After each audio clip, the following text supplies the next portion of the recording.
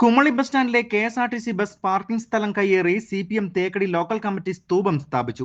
Party local സമ്മേളനത്തിന്റെ ഭാഗമായാണ് പഞ്ചായത്തിന്റെ അനുമതിയില്ലാതെ സ്തൂപം സ്ഥാപിച്ചത്. പുലർച്ചെ എത്തിയ KSRTC ബസ് തട്ടിയെന്ന് ആരോപിച്ചുകൊണ്ട് CPM പ്രവർത്തകർ KSRTC കണ്ടക്ടറെ ക്രൂരമായി മർദ്ദിക്കുകയും ചെയ്തിരുന്നു. ഇതോടെ പുലർച്ചെ കുമളിയിൽ നിന്നും കോട്ടയത്തിലേക്ക് പോകേണ്ട ബസിന്റെ ട്രിപ്പും മുടങ്ങിയിട്ടുണ്ട്.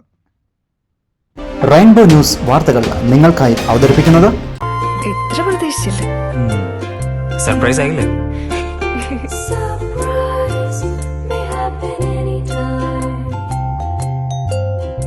പവിത്ര ഗോൾഡ് എന്നും സ്വന്തം. ഒരെണ്ണം കൂടി വാങ്ങായിരുന്നു.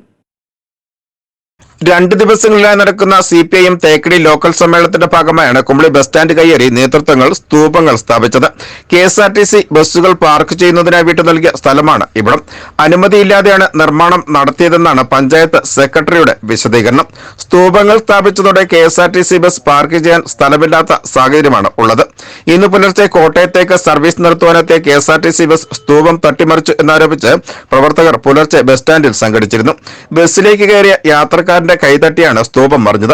സംഘടിച്ച പ്രവർത്തകർ KSRTC കണ്ടക്ടറെ ക്രൂരമായി മർദ്ദിച്ചു. തുടർന്ന് ആശുപത്രിയിൽ പ്രവേശിച്ച ഇയാളെ CPIM പ്രാദേശിക നേതാക്കൾ തന്നെ സ്ഥലത്തു നിന്നും മാറ്റി.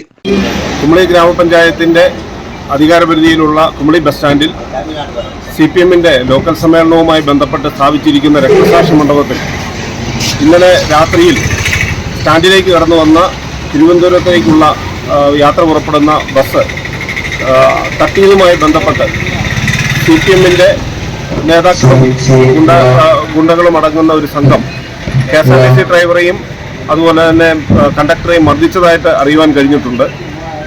അനുമതിയില്ലാതെ, പഞ്ചായത്തിന്റെ അനുമതിയില്ലാതെ ഒരു പൊതുസ്ഥലത്ത് കൊണ്ടുവന്ന് സ്ഥാപിച്ചിരിക്കുന്ന ഒരു സ്തൂപം എന്നുള്ള നിലയിൽ ബന്ധപ്പെട്ട പഞ്ചായത്ത് അതിൻ്റെ അകത്ത് വേണ്ട നടപടികൾ സ്വീകരിക്കണം.